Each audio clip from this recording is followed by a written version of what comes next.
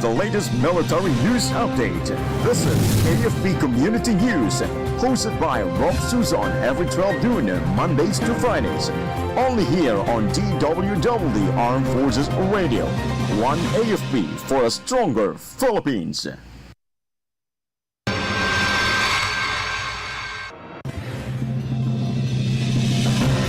AFP Chief and CGPA honor fallen soldiers died in Lanao del Norte ambush.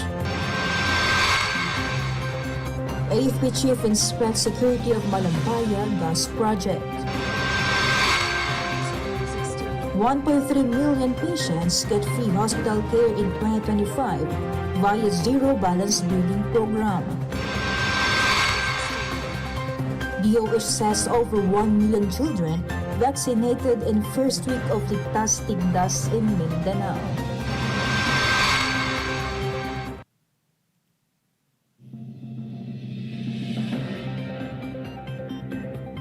A pleasant day to all our viewers, especially to our troops at Camp Emilio Aguinaldo in Quezon City. Today is Monday, January 26, and this is AFP Community News, your trusted source for the updates on the armed forces and other developments across the country. I am Rofh Suzon-Abay, here to bring you today's stories. DWDD Armed Forces News. For the brief overview of our news, Army Chief Lieutenant General Antonio Navarrete and Armed Forces of the Philippines Chief of Staff General Romeo Browner Jr. honored 4 soldiers killed in a Dawla Islamia multi-group attack in Lanao del Norte. Lieutenant General Navarrete assured full and immediate support to the families of the fallen troops who died while conducting a non-combat, community-focused mission.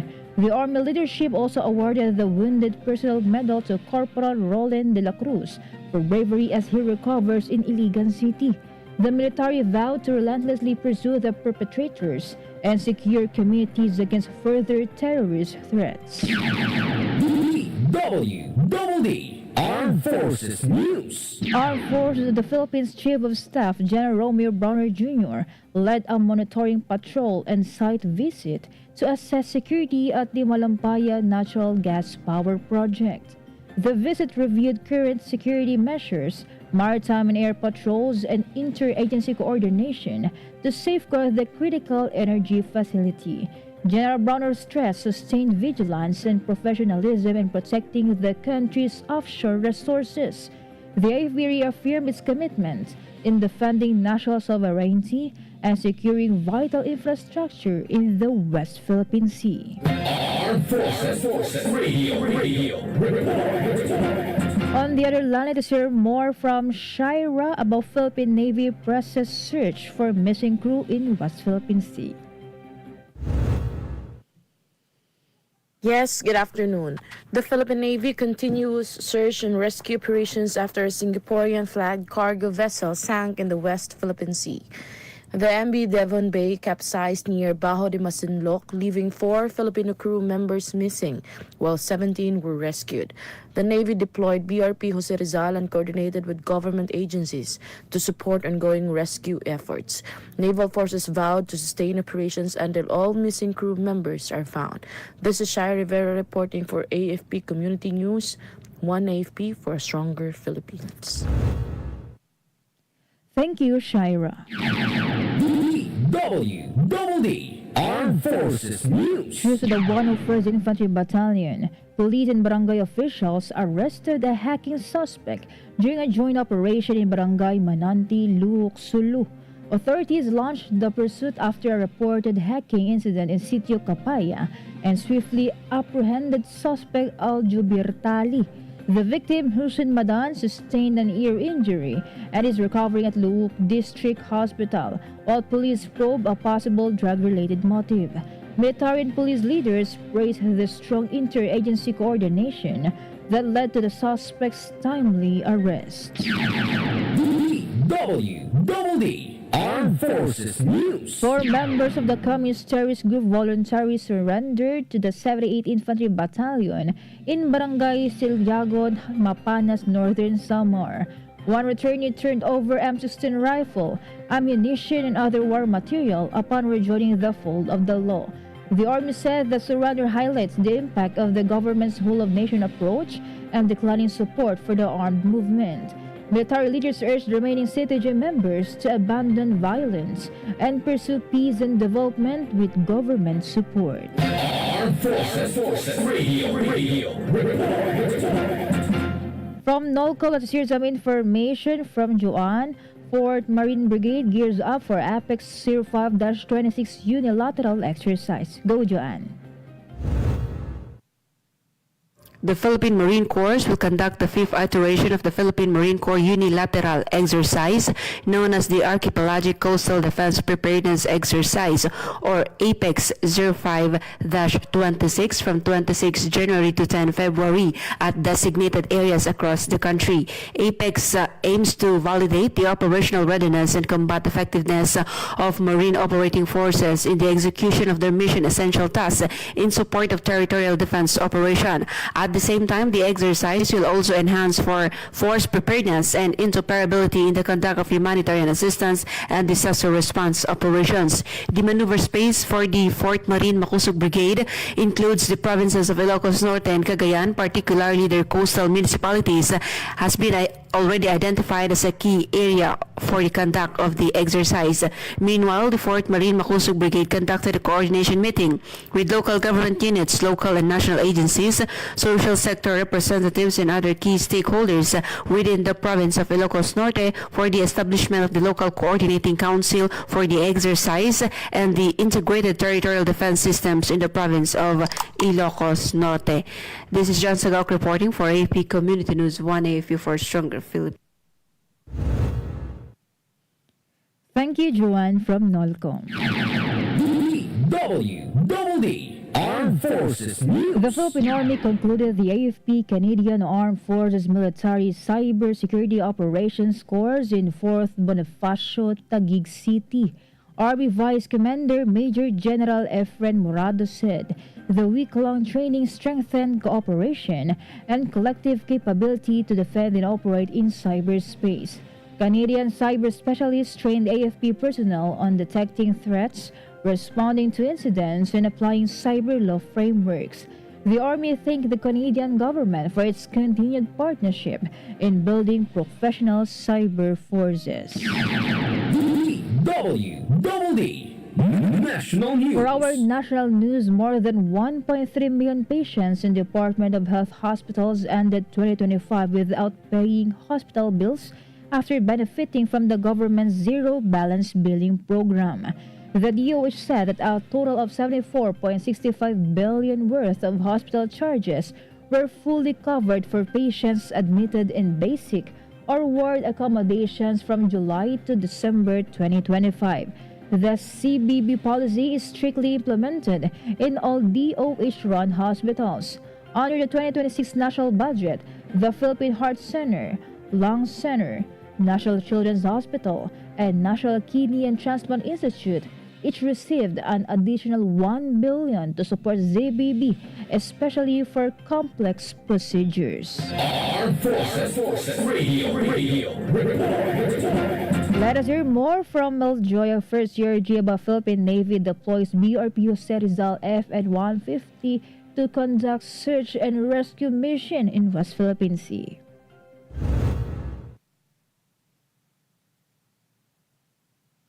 Yes, Rofh, the Philippine Navy, through the Naval Defense Command, deployed BRP Jose Rizal FF-150 to conduct search and rescue mission on Singapore flag cargo vessel near Bajo de Masinloc, West Philippine Sea. Upon order, FF-150 immediately deported from present position to conduct search and rescue mission to the crew of MV Devon Bay, a Singapore cargo vessel that capsized at vicinity 55 nautical miles northwest of Bajo de Masinloc, Zambales, in the West Philippine Sea. Prior reports said that 14 crew of the said vessel were rescued and in stable condition, one receiving medical treatment, 2 casualties, while 4 are still missing, with a total of 21 all-Filipino crew. Other relevant agencies also dispatched search and rescue assets, maximizing the capability to assist and search and rescue. Ongoing efforts are being conducted to locate the missing crew. The Philippine Navy remains committed to the timely and effective conduct of search and rescue missions and continues to coordinate with relevant agencies agencies to assist ongoing operations. This is Meljo Inesio Aroco reporting for AFP Community News. One AFP for stronger Philippines. Thank you, Maljoy of First CRG. DWDD National News. The government's Academic Recovery and Accessible Learning or ARAL program is already delivering promising results with several public schools across the country, posting 30 to 40% increases in student reading proficiency and grade level readiness. The Department of Education identified the nation's most improved schools, highlighting how targeted learning interventions are rapidly closing long-standing academic gaps.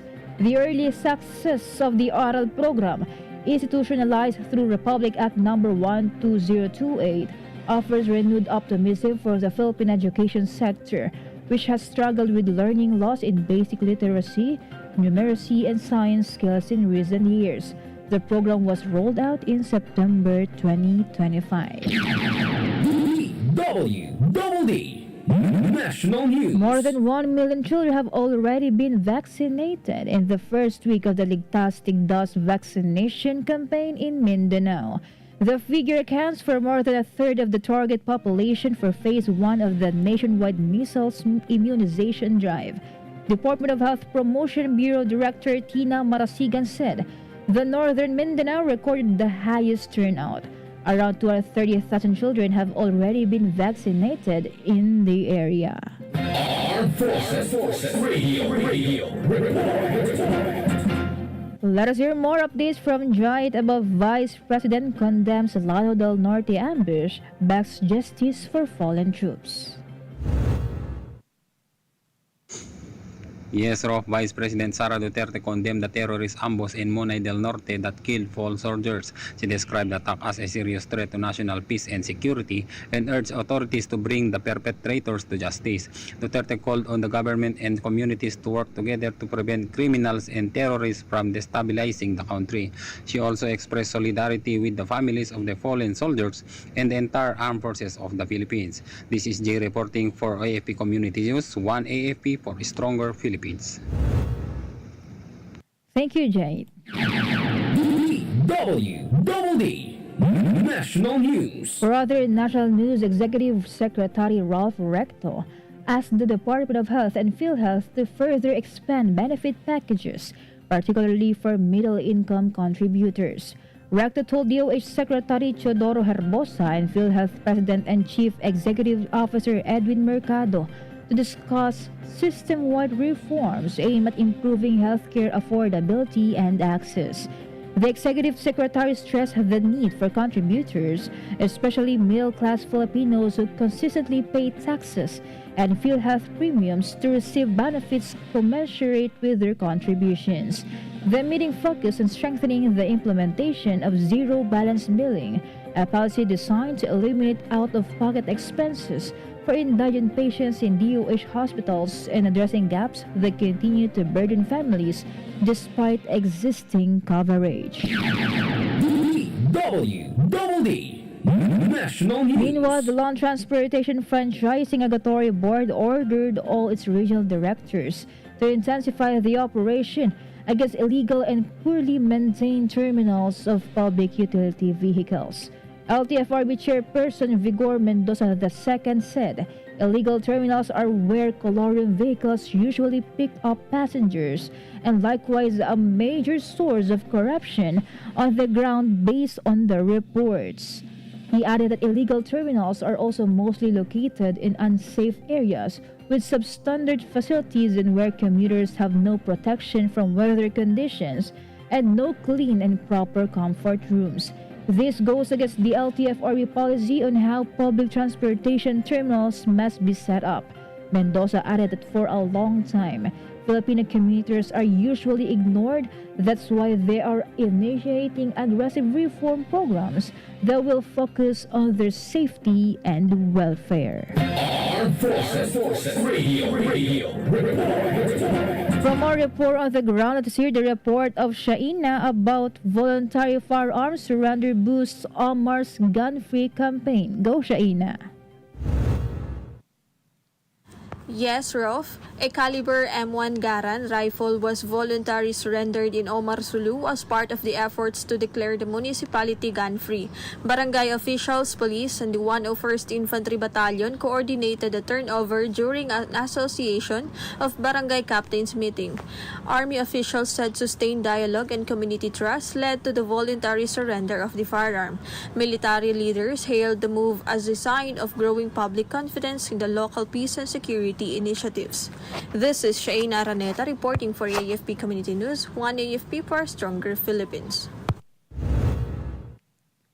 Thank you, Shaina. DWDD National News. A total of 7.8 billion pesos has been earmarked for the upgrade of at least 19 airports across the country. This aims to improve the air travel experience for passengers. House Minority Leader for Peace Party List Representative Marcelino Libanan said the funding will help strengthen inter-island air connectivity, boost tourism, support small businesses, and generate employment in the regions. He added that the disclosure of the allocations is part of the House Minority Bloc's duty to keep Filipinos informed on matters of public interest. DWDD National News. The Department of Migrant Workers is looking at opportunities to develop cooperation in labor migration with Timor-Leste. Migrant Workers Secretary Hans Leo Kakdak and Timor-Leste Ambassador to the Philippines Marciano Octavio Garcia da Silva discussed mutually beneficial labor migration opportunities as well as sharing of best practices.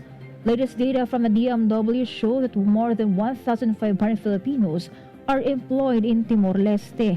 DMW said that sharing best practices in labor migration, reintegration, and the enforcement of welfare and illegal recruitment policies will benefit migrant workers, especially Filipinos in Timor-Leste.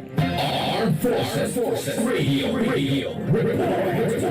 From Ami, updates about AFP hunts suspects in Llano del Norte ambush. Go Ami.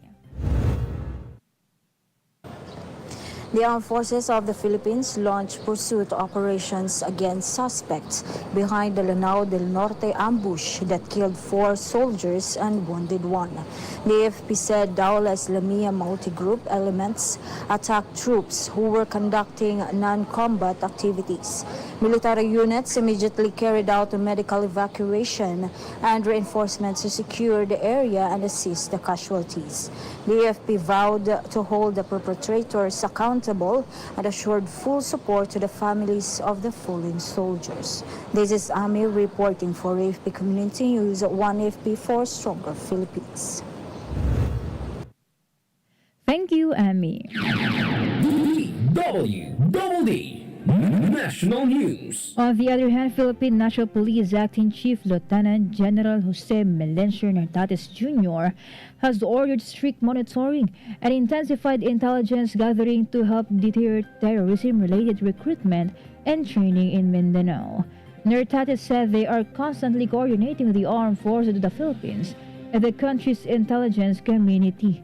The PNP chief explained that while there are already significant gains in improving peace, order, and development in areas in Mindanao that used to be the sites of armed conflict, they continue to monitor the situation on the ground with the help of their AFP counterparts. A group engaged in monitoring violence and advocating peace in Mindanao has warned of alleged recruitment and training activities of Daula Islamia in the provinces of Lanao and Maguindanao following. DWDD National News. Malacanang called for restraint, sincerity, and compassion on the recent health condition of President Ferdinand Marcos Jr. The palace stressed that the chief executive's illness should not be trivialized or politicized. Palace Press Officer Claire Castro said the president's health should be treated with seriousness and genuine concern as he recovers from a medical condition that required brief hospital observation. Marcos earlier disclosed doctors diagnosed him with diverticulitis, a condition where small pouches in the colon become inflamed. It is common among people experiencing heavy stress or those advancing in age. Armed Forces Radio Report. Some information from Mike about Scout Rangers launch orientation course. Go, Mike. The 1st Scout Ranger Regiment opened the Scout Ranger Orientation Course Class 112 and 113-2026 at Camp Tixon, Bulacan. Training Command Commander Major General Michael Lohico served as the guest of honor and speaker during the ceremony. The regiment confirmed Scout Ranger honorary membership on Major General Lohico in recognition of his support and commitment. Army leader said the course strengthens leadership and readiness within the elite Scout Ranger Force. This is Mike reporting for AFP Community News, One AFP for a Stronger Philippines. Thank you, Mike. DWDD National News. Philippine National Police Acting Chief Lieutenant General Jose Malencio Nartates Jr.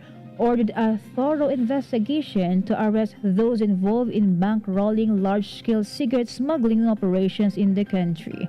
Nartates said that while arrests were also made, they want to dig deeper to identify the financiers and hold them accountable for their illegal activities. The PNP chief's directive came after the Bureau of Internal Revenue and the High Patrol Group Metro Manila teams intercepted 516 million worth of illegal cigarettes last Friday. He added that the PNP's campaign is in line with President Ferdinand Marcos Jr.'s directive to purge the government of corruption and intensify the national crackdown on illicit trade that bleeds the economy of vital tax revenue. DWDD Armed Forces News. And that concludes today's broadcast, and thank you for your continued support, particularly to our viewers on AFP Radio DWDD's official Facebook page. Join us again tomorrow for more stories and updates, same time and same station. Once again, this is Rofh Suzon-Abay for AFP Community News, One AFP for Stronger Philippines. Behold the latest military news update. This is AFP Community News, hosted by Rofh Suzon every 12 noon, Mondays to Fridays. Only here on DWDD Armed Forces Radio. One AFP for a stronger Philippines. Ito ang DWDD 1134 kHz AM. Balita, impormasyon at musika. Ito ang DWDD AFP Radio. Boses ng Kawal Pilipino. Kayo ay nakatutok sa DWDD AFP Radio. Kami po ay kasapi ng KBP, Kapisanan ng mga Broadcaster ng Pilipinas.